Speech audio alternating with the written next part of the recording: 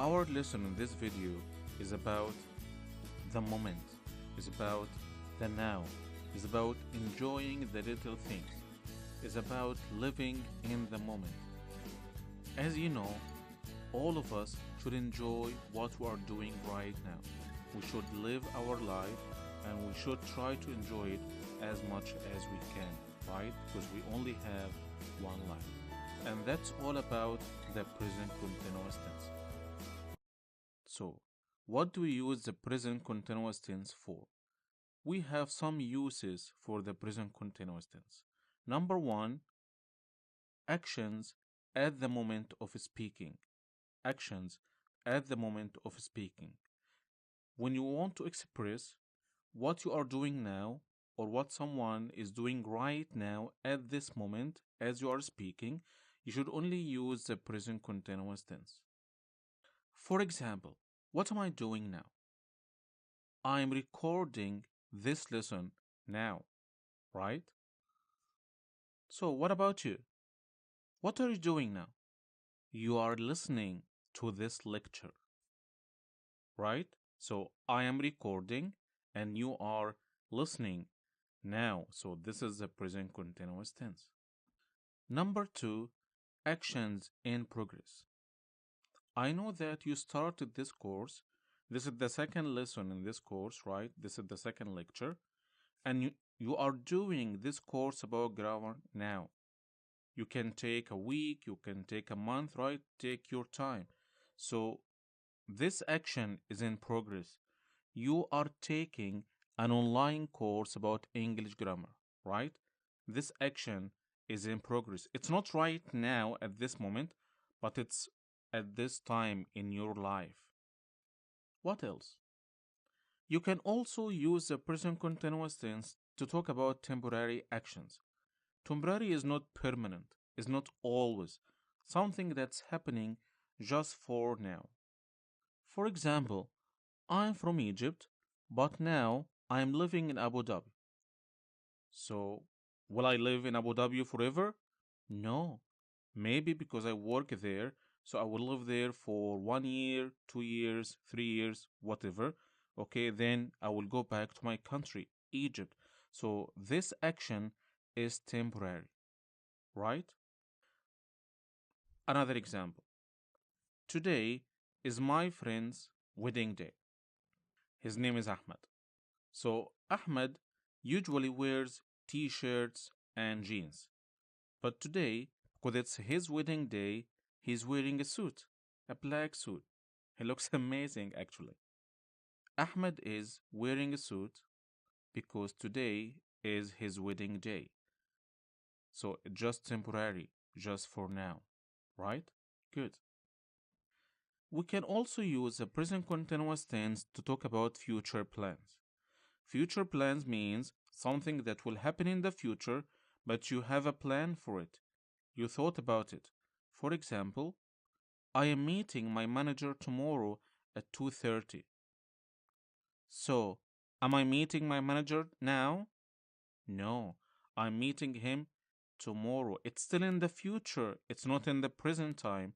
But because we have a plan, we can also use the present continuous tense. Okay, don't worry about it. We have a full lecture about the ways that we can use to talk about the future. Okay, as you can see in this table, how can we form the verb in the present continuous? Actually, it's very easy. You have to use verb to be in the present, which is am, is, or are, plus the verb plus ing. Again, am, is, are, plus the verb plus ing. That's the present continuous tense. We have some spelling rules that you should be aware of when you are using the present continuous tense. For example, the verb swim, swim, it ends with one vowel, that's the I, and one consonant, that's the M. You should double the last letter, the last consonant letter, M, and then add ing. So it's swimming. So You should double the consonant, then add ing if your verb ends with one vowel and one consonant. 2. If your verb ends with E, you should remove the E and then add ing.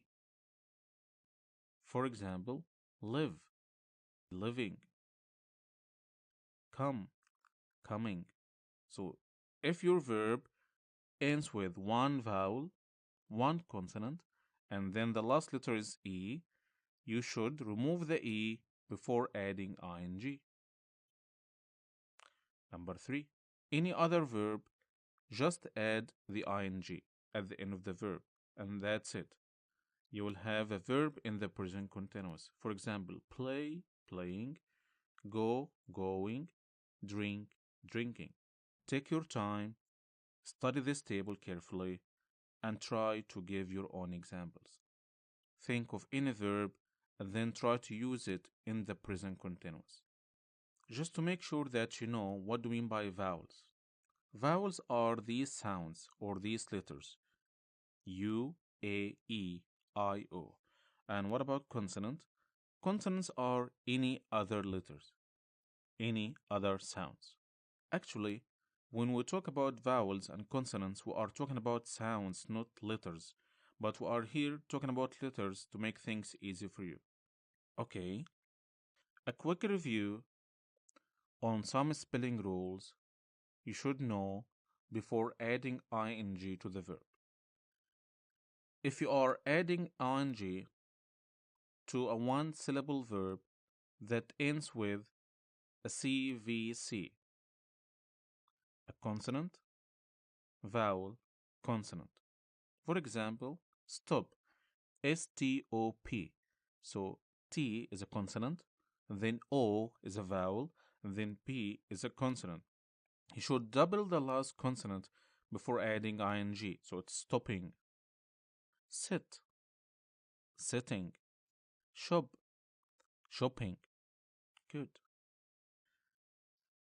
If you want to add ing to a verb that has more than one syllable and the last syllable is stressed, you should also double the last consonant. For example, admit, admitting, prefer, preferring, begin, beginning. So these verbs, admit, prefer, begin, are more than one syllable verbs, and the last syllable is stressed, so you should double the last consonant before adding ing.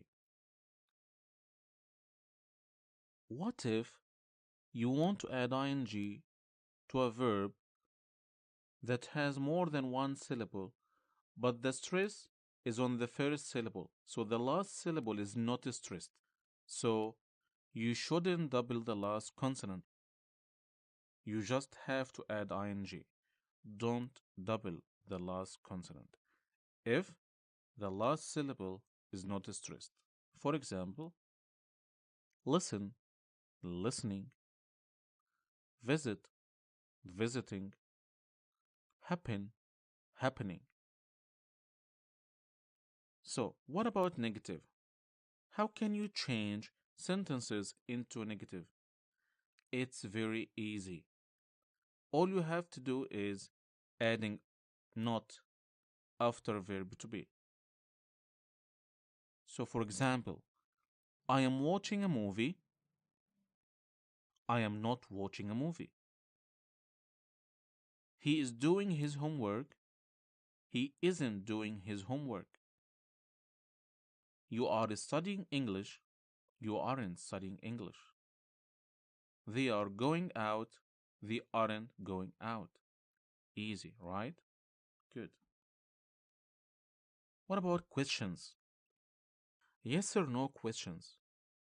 You should just start your sentence with am, is, or are. There is no need to use any other helping verb because your sentence is in the present continuous and you already have verb to be. For example, are you listening to me? Yes, I am. No, I am not. Is he working hard? Yes, he is. No, he isn't. Are they drinking tea? Yes, they are. No, they aren't. Double edged questions. For example, what are you doing? I'm watching a good film on the TV. When are you meeting Ahmed?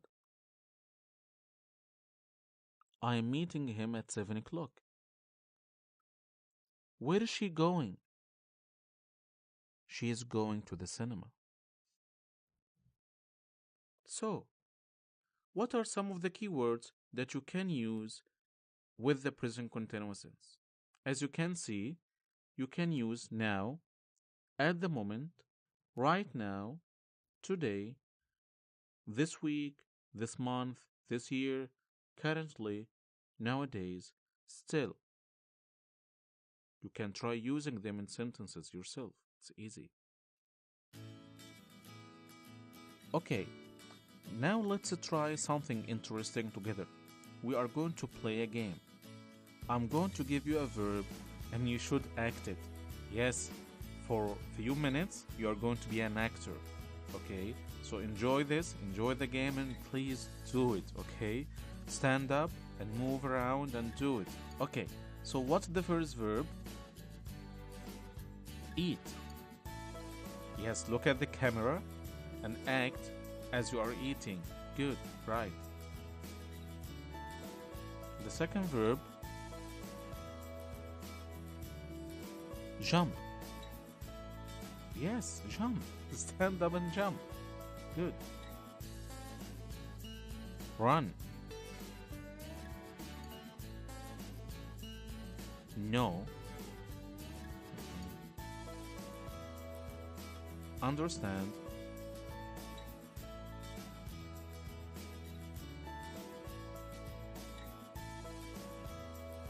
Laugh.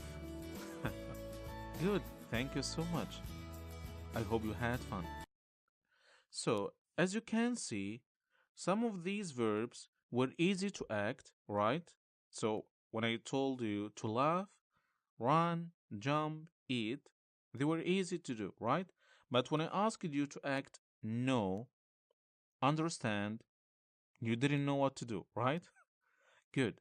Because know and understand are non-action verbs. We have two kind of verbs, action verbs and non-action verbs. Simply, non-action verbs are those verbs that you can't act, right? These verbs shouldn't be used in any continuous tense. We are not just talking about the present continuous tense. We are talking about any continuous tense. Present continuous, present perfect continuous, past continuous, future continuous. So don't ever use them with any progressive tense. Don't add ing to them. Okay? You can take a look at the table. We have three major kinds of these verbs. Number one, verbs about feelings, thoughts, and opinions. And number two, verbs about positions, about having things. And number three, verbs about perceptions, about the senses that you have. So you can read these verbs. All these verbs are non action verbs. Good. You can say, I understand this lesson. But you can't say, I am understanding this lesson. No, this is wrong. Good. I have a car. You can't say, I am having a car. Right? So you can use non action verbs in any simple tense, present simple, past simple, future simple, but don't use them in any continuous tense. Just don't add ing to them. Okay? I hope you got it. However, there are some exceptions to this rule. Some verbs can have two meanings. One of them is action verb and the other is non-action verb. For example, the verb think. As you can see in this example, he is thinking about his next move. He is thinking about something. He's using his mind right now. So in this case, the verb think is action verb. But when you say, I think this film is interesting, the verb think here is about your opinion. You like this film, right? So the verb think here is non-action verb. Okay, good. The verb have, when it means eat, drink, spend, expect, face a problem, is action verb. So you can use it in any tense that you like. You can add ing to it, to the verb have. But when it means you have something, you own something, like I have a car, is a non-action verb. So you shouldn't add ing to it. For example, we are having fun. I am having lunch. She is having a problem with her computer. Okay, so the verb have here is an action verb. I have a son and a daughter. So have here is a non-action verb. Try your own example. The last group of the non-action verbs, as we said, are perception verbs. These verbs are talking about senses. So, for example, taste, hear, smell, see. These verbs can be used as action verbs or non-action verbs. It depends on the meaning. And it's very, very easy. If you say, for example, the tea tastes good, the verb taste here is non-action verb. What's the subject of this sentence? Right, tea. Can the tea taste anything? No. So the subject here is not doing any action. So the verb here is a non-action verb. But if you said, I am tasting the tea, you are doing it yourself, right? You are drinking it to see if it's good or bad, right? So the verb taste here is an action verb. The flower smells nice.